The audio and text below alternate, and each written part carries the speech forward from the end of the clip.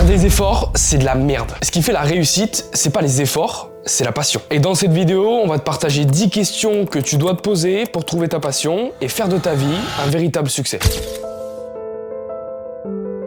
T'es peut-être en train de passer à côté de ton vrai potentiel. Il y a forcément un domaine où t'es meilleur que les autres. Et si c'est pas toi qui le remarques, les gens disent souvent « lui, il est vraiment fait pour ça ». Dis-toi que si t'es bon sans travailler, alors qu'est-ce que tu pourrais devenir en travaillant? Peut-être que si la nature t'a doté de ses capacités, c'est qu'elle avait sûrement déjà un plan pour toi. Dis-moi ce que tu consommes et je te dirai qui tu es. Si on compte pas les meufs en maillot, ton feed d'actu, il est sûrement rempli de trucs qui t'intéressent. Et c'est très probable que dans ces trucs, ta future passion s'y cache. Essaie d'identifier les contenus qui t'impressionnent, ceux qui te font te dire « ok, c'est incroyable ça ». Si t'es profondément admiratif de ces contenus-là, peut-être que c'est toi qui devrais te trouver à la place de ceux que tu regardes.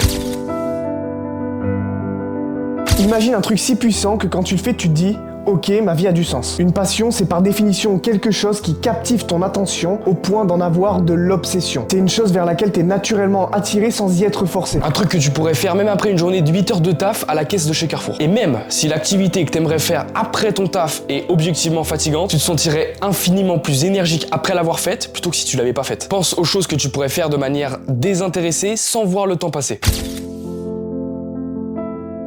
Si t'es prêt à échouer, t'es peut-être face à bien plus qu'un simple hobby. Une passion, tu peux très difficilement t'en dégoûter. C'est un domaine où tu pourrais te chier 10 fois que t'essayerais une 11e fois. Si actuellement tu pratiques un loisir où tu te surprends à élaborer des stratégies, à créer de la persévérance et à accepter de ne pas réussir de suite, demande-toi si c'est vraiment un loisir. Une pratique où tu essayes d'aller au-delà de tes limites et de tes échecs, c'est probablement que c'est bien plus qu'un simple loisir. Si t'es capable de faire des sacrifices, alors t'as trouvé ta raison d'être. Quand tu délaisses un certain nombre de choses et que t'es capable de réorganiser ton quotidien pour une occupation, c'est qu'il y a une flamme qui brûle en toi pour cette chose. Le sens du sacrifice, c'est littéralement un échange qui peut te coûter de l'argent, du courage et bien d'autres ressources. Donc tu ne feras sûrement pas de sacrifice pour quelque chose qui ne compte pas.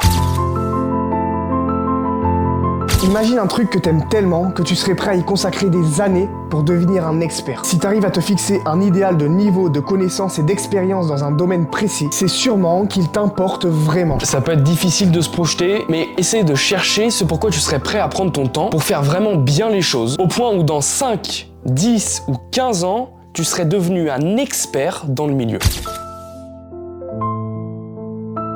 Une vraie passion, ça n'a pas de prix. Et c'est le cas de le dire parce que si t'es capable de faire quelque chose sans attendre un bénéfice financier en retour, alors c'est que tu prends vraiment plaisir à faire cette chose. Une passion, c'est ce qu'on fait de manière désintéressée. Tu kiffes, ça t'anime et tu te sens bien et le reste, on s'en fout. Tu te sens esclave de ta peur. Mais la plupart des gens écoutent cette peur comme si elle était leur maître et eux leur esclave. Le problème, il arrive quand on renonce à quelque chose à cause de cette peur. Pourquoi? Parce qu'elle met un brouillard sur nos perceptions. Si t'arrives à savoir quels seraient tes objectifs de vie, si tu ressentais plus du tout la peur, alors peut-être que tu devrais envoyer la peur se faire foutre et le faire quand même. Ce que tu fais, c'est ce que tu es. La personnalité, c'est qui on est. Ce qui fait qu'on est unique. Tu t'es jamais demandé si un sport, un hobby ou un loisir que tu pratiquais souvent pouvait être responsable de qui tu es aujourd'hui? Je pense qu'on se rend pas compte à quel point ce qu'on fait peut réellement nous définir. Et si tu fais souvent le lien entre ta personnalité et ce que tu fais souvent, mais c'est peut-être que ça fait partie de toi. La fierté, elle doit se conquérir. C'est pas un état d'être qui peut se manifester facilement comme la joie ou le plaisir. C'est quelque chose qu'on ressent par le résultat de nos efforts. Est-ce que quelque chose que tu fais te rend vraiment fier quand tu y arrives? Pas juste satisfait, mais vraiment fier au point où ça te rend heureux. Parce que si c'est le cas, c'est littéralement impossible que ce soit juste quelque chose que tu fais pour combler l'ennui. Si tu arrives à trouver de la fierté dans cette chose, c'est que tu as trouvé ta véritable passion. On espère sincèrement qu'on a pu vous aider à trouver votre véritable passion parce que c'est littéralement le meilleur ingrédient pour réussir puisque le travail n'est plus une corvée mais une passion. Si cette vidéo a fait sens pour vous, n'hésitez pas à la liker, à vous abonner à la chaîne si vous ne l'êtes pas déjà et à nous partager votre passion en commentaire. En attendant, poursuivez votre version 2.0 et au lieu de le rêver, faites-le.